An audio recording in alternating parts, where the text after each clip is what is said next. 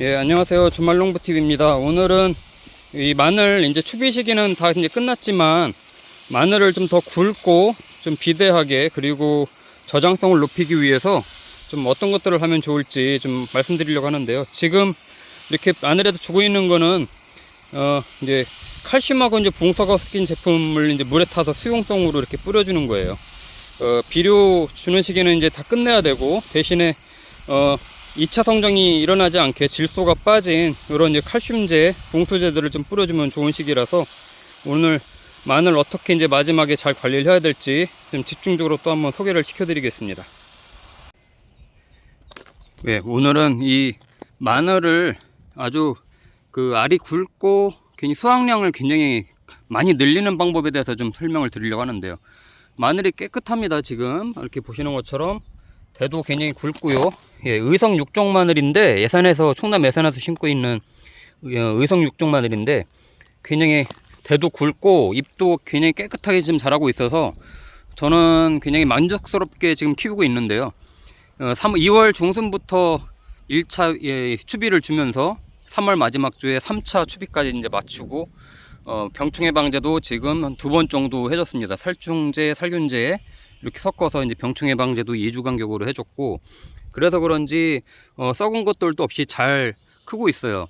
이 시기에는 이제는 이제 비료는 제가 주지 말자고 했잖아요. 제가 이제 말하는 비료라고 하는 거는 이제 우리가 흔히 말하는 그 질소가 섞인 NK복합 비료를 이제 얘기를 하는데, 왜냐면 질소는 또 이제 우리가 요소라고도 하죠. 질소는 이 줄기가 굉장히 계속 뻗어나가게 하거든요. 그래서 보통은 이런 엽채류, 이렇게 이제 상추라던가 뭐 시금치 또는 뭐 배추 이런 것들을 이제 성장 초기에 성장시킬 때 이제 보통 질소를 많이 주는데, 지금은 이제 질소를 끊어야 됩니다. 안 그러면 비가 이제 계속 앞으로 이제 많이 올 텐데 습해지고 그러다 보면 그 질소를 계속 더 빨아먹고 이 줄기가 계속 자랍니다. 2차 이제 성장을 하는 거죠. 그러다 보면 벌마늘도 생기고요.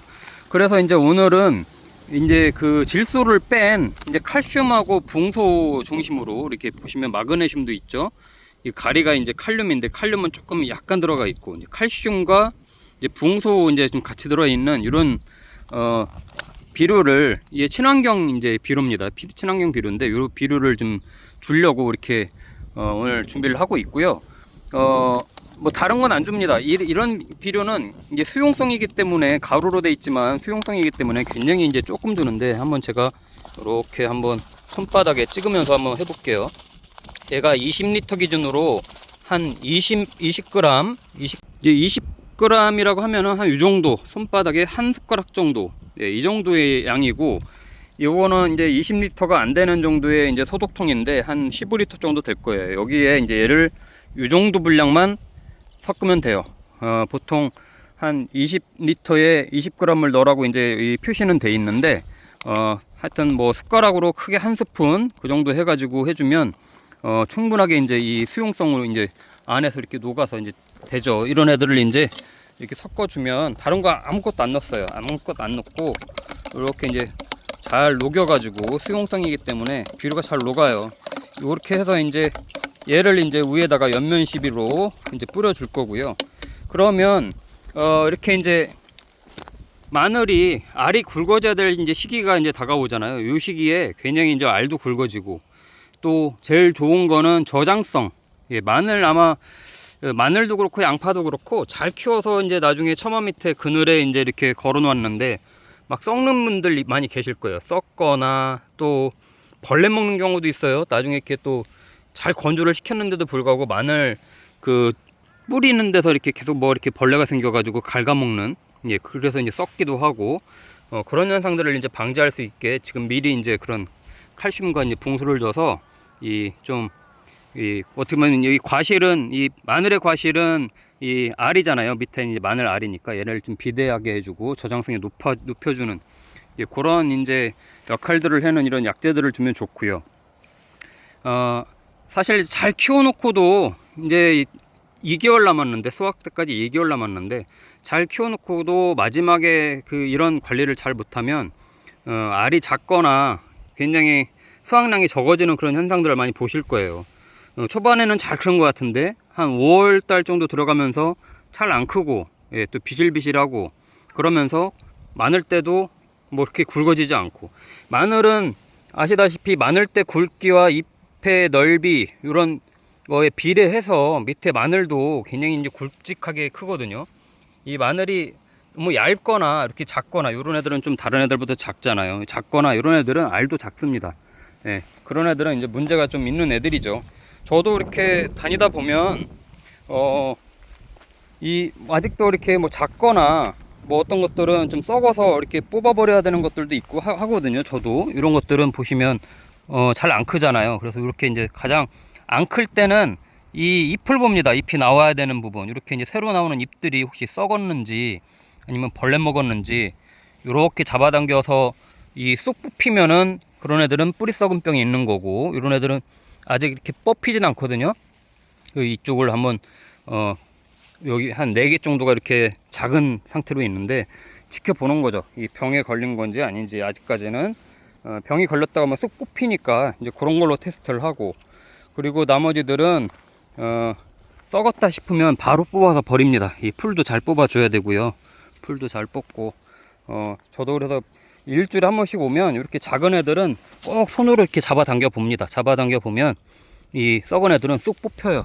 예, 잎이 파랗다고 하더라도. 여기 보세요. 이런 애들, 이건 썩은 거예요. 예, 이제 이런 것들 한번 뽑아 보는 거죠. 그러면 분명히 밑에는 썩어 가지고 끊기거나 그럴 거예요. 이거 보세요. 이렇게 짓물렀죠. 이런 애들은 한번 파볼까요? 뿌리가 이게 고자리파리 피해를 입었던지 아니면 흑색소음병이나 이런 부분들이 있을 거예요. 뿌리는 잘 잡은 것 같은데 잘 안 뽑히는 거 보니까 이 끊기잖아요. 이렇게 이게 썩었어요. 썩었어. 그러니까 이런 애들은 반드시 뽑아가지고, 예, 처리를 해줘야 됩니다. 예, 살리려고 해봐야 안 돼요. 이런 것도 저도 그렇잖아요. 보세요. 여기도 그렇고. 이런 애들은 뭔가 이제 여기에 문제가 있는 거예요. 이게 썩었어요. 썩어가지고 이럴 때는 이제 병충해 방제를 꼭 해줘야 되는데, 하다못해 저도 뭐 해준다고 하는데도 이렇잖아요. 이게 살균제 잘 해줘야 됩니다. 이 살충제일 가능성은 적고요. 살균제를 잘 해줘야 돼요. 이게 특히 이제 뿌리 흑색썩은병이라던가, 예, 균핵병, 요런 애들은 이게 균에 의해서 이제 감염이 돼가지고 썩는 애들이기 때문에 지금은 이제 살충제보다는 살균제를 잘 해줘야 되는 시기고요. 곧 이제 더 기온이 올라가면 나방류, 또 나비류, 이런 애들이 이제 돌아다니면서 많이 또 이제 갉아먹기 때문에, 갉아먹는 게 아니라 알을 낳고 이제 애벌레들이 까서 갉아먹기 때문에 그때는 살충제도 해줘야 됩니다. 2차 성징이 일어나지 않게 잘 관리를 해줘야 돼요. 그래서 비료는 지금 반드시 이제 끊어야 되고요. 일반 질소가 섞인, 그러니까 우리 흔히 말하는 NK 복합 비료는 이제 끊고, 만약에 알을 조금 더 굵게 하고 싶다 하시는 분들은, 저는 그래도 지금 보시는 것처럼 잘 컸어요. 육종 마늘이 굉장히, 한정 마늘이 굉장히 잘 컸어요. 물도 잘 줬고 추비도 알맞게 줬고 병충해 방제도 알맞게 해서 잘 컸는데, 이거보다 좀 작다 하시는 분들은 칼슘이 섞인 칼슘을 좀 더 줘 좋고요. 칼슘과 붕소가 아무래도 영양분 흡수하는데 많이 도움을 주기 때문에 입마름 현상 같은 게 많이 없어집니다. 예, 입마름 현상은 병이라기보다도 이렇게 얘네가 영양분을 잘 흡수를 못해서 입이 말라가는 현상들이 좀 많이 발생이 되거든요. 그게 뭐 고추도 그럴 때가 있고, 특히 이제 뭐 배추나 이런 것들도 잎이 하얗게 이렇게 되는 경우들이 많은데, 칼슘제를 주면 훨씬 효과를 봅니다. 그렇기 때문에 지금 같은 시기에는 칼슘제를 이렇게 좀 옆면 시비가 됐든 이렇게 구멍에다 대고 관주를 주든 이렇게 해서 좀 도움을 주면 확실히 잘 크니까 포기하지 마시고 지금 이렇게 잘 하셔야 돼요. 올해 마늘값 비쌀 거라고 합니다. 굉장히 비쌀 거라고 해요. 의성 산불 영향도 있을 것 같고, 예, 또 이제 기후 영향도 있고, 그 양파 마늘값 굉장히 지금 일반 시중에서도 굉장히 비싼데, 올해 농사를 잘 져야 아마 그런 비용 들이지 않고 이제 사 먹을 수 있지 않을까 싶어요. 지금 비 온다고 하니까 저도 이제 오늘 비 온다고 해서 미리 이렇게 이제 약재를 좀 뿌려주고, 오후 늦게 이제 비가 오면 아마 이 영상 올릴 때쯤 되면 비가 올 것 같은데, 그러면 충분히 더 효과를 보거든요. 그래서 지난주에도 비 오기 전에 살짝 이제 이렇게 좀 뿌려주고 이렇게 했는데, 괜히 비 오고 나서 더 흡수가 잘 돼가지고 잘 크고 병충해 방제도 되는 것 같아요. 그런 부분들 감안해서 비 오기 전에 꼭 방제를 해주시고, 병충해 방제는 이제 마늘은 지금부터 5월 말까지 굉장히 중요하기 때문에 꼭 보시면서 이 뭔가 썩어 들어가는 게 있는 것 같다, 키가 작은 애들이 저렇게 있다, 그러면 유심히 보시다가 꼭 미리 살균제 살충제 농약방 가서 상담하시고 주시면 좋습니다. 지금은 이제 토양살충제는 안 줘도 돼요. 지금은 토양살충제보다는 이제 고자리파리는 이제 끝났고, 예, 토양살충제를 위한 살충제가 아니라 이제 나방류, 예, 이런 애들 또 이제 잘 퇴치를 해야 되기 때문에 같이 살충제를 섞어 가지고, 예, 살균제를 해주면 가장 효과를 보실 수 있을 거예요. 자, 저도 이제 또 비 오기 전에 지금 이제 요 마저 농약을 다 주고 또 다음 주에 또 커가는 모습 보여드리려고 하는데요. 그래도 깨끗하게 잘 크고 있어서 굉장히 저는 만족스러운데, 여러분들도 잘 관리를 하셔가지고 끝까지 좀 유종의미를 잘 거두시면 좋을 것 같습니다.